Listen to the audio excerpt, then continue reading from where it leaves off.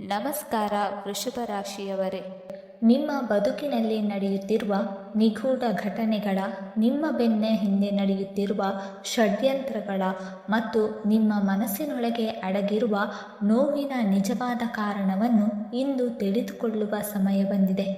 ನೀವು ಸಂಪತ್ತು, ಸ್ಥಿರತೆ ಮತ್ತು ಸುಖ ಸಮೃದ್ಧಿಯ ಕಾರಕನಾದ ಶುಕ್ರ ಗ್ರಹದ ಆಧಿಪತ್ಯ ಹೊಂದಿರುವ ಅತ್ಯಂತ ತಾಳ್ಮೆಯುಳ್ಳ, ಪರಿಶ್ರಮಿ ಮತ್ತು ನಂಬಿಕೆಗೆ ಅರ್ಹರಾದ ವ್ಯಕ್ತಿಗಳು.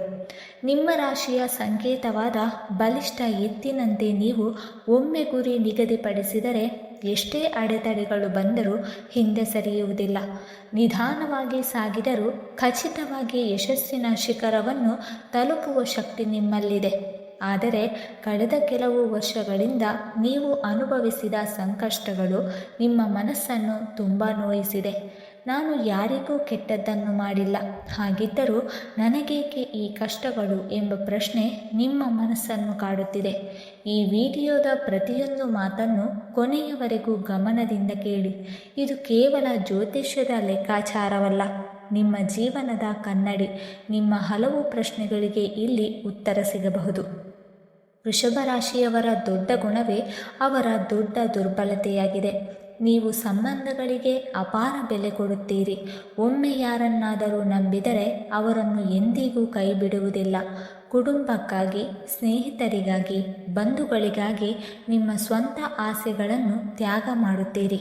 ಆದರೆ ಅದೇ ಜನರು ನಿಮ್ಮ ಒಳ್ಳೆಯತನವನ್ನು ದುರುಪಯೋಗ ಪಡಿಸಿಕೊಳ್ಳುವ ಸಂದರ್ಭಗಳು ಹೆಚ್ಚಾಗಿವೆ. ನಿಮ್ಮ ಮೌನವನ್ನು ಹಲವರು ದೌರ್ಬಲ್ಯವೆಂದು ಭಾವಿಸುತ್ತಾರೆ. ಹೊರಗಿನಿಂದ ನೀವು ಗಟ್ಟಿಯಾಗಿ ಕಾಣಿಸಿದರೂ ಒಳಗಿನಿಂದ ತುಂಬ ಭಾವನಾತ್ಮಕ ವ್ಯಕ್ತಿಗಳು. ಯಾರಿಗಾದರೂ ಸಹಾಯ ಬೇಕೆಂದರೆ ನಿಮ್ಮ ಕೈಲಾದಷ್ಟು ನೆರವಾಗುತ್ತೀರಿ. ಆದರೆ ನಿಮಗೆ ಕಷ್ಟ ಬಂದಾಗ ನಿಮ್ಮ ಜೊತೆಗೆ ನಿಲ್ಲುವವರು ತುಂಬ ಕಡಿಮೆ. ನೀವು ಮಾಡಿದ ಸಹಾಯವನ್ನೇ ಮರೆತು ನಿಮ್ಮನ್ನು ಟೀಕಿಸಿದವರನ್ನು ನೆನೆದು ಅನೇಕ ರಾತ್ರಿ ಮೌನವಾಗಿ ಕಣ್ಣೀರು ಹಾಕಿದ್ದೀರಿ. ಆದರೆ ಈಗ ಆ ಸಮಯ ಬದಲಾಗುತ್ತಿದೆ.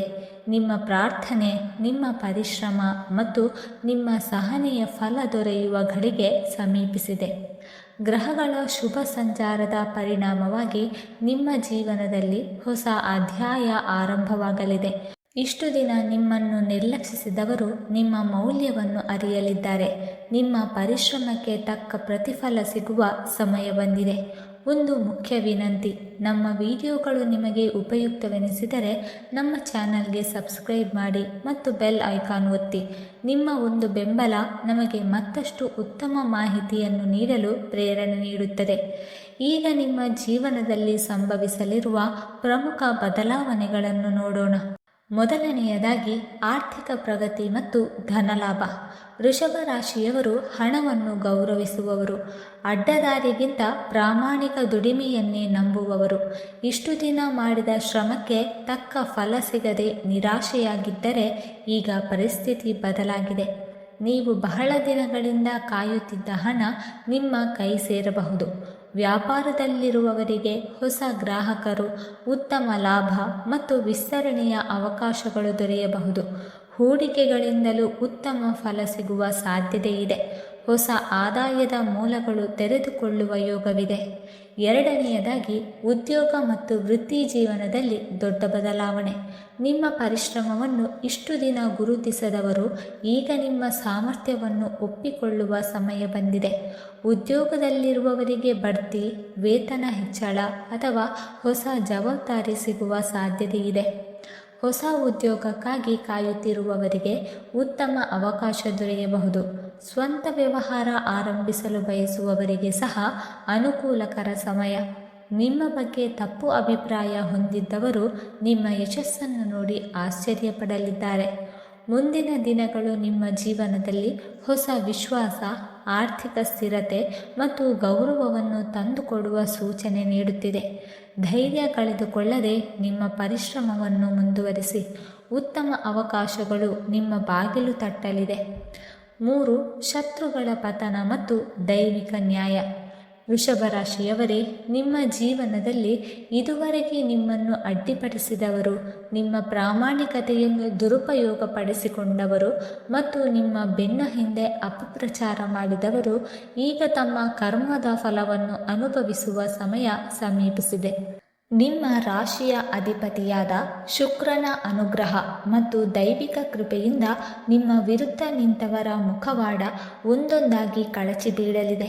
ನಿಮ್ಮನ್ನು ಮೋಸ ಮಾಡಿದವರು, ನಿಮ್ಮ ಒಳ್ಳೆಯತನವನ್ನು ದೌರ್ಬಲ್ಯವೆಂದು ಭಾವಿಸಿದವರು ಸತ್ಯದ ಮುಂದೆ ತಲೆ ತಗ್ಗಿಸುವ ಸಮಯ ಬಂದಿದೆ. ನೀವು ಯಾರ ಮೇಲೂ ಸೇಡು ತೀರಿಸಿಕೊಳ್ಳುವ ಅಗತ್ಯವಿಲ್ಲ, ಯಾರಿಗೂ ಕಟುವಾಗಿ ಉತ್ತರಿಸುವ ಅಗತ್ಯವೂ ಇಲ್ಲ. ನಿಮ್ಮ ತಾಳ್ಮೆ, ನಿಮ್ಮ ಪ್ರಾಮಾಣಿಕತೆ ಮತ್ತು ನಿಮ್ಮ ಸಾಧನೆಯೇ ಅವರಿಗೆ ಸಿಗುವ ಅತಿ ದೊಡ್ಡ ಶಿಕ್ಷೆಯಾಗಲಿದೆ.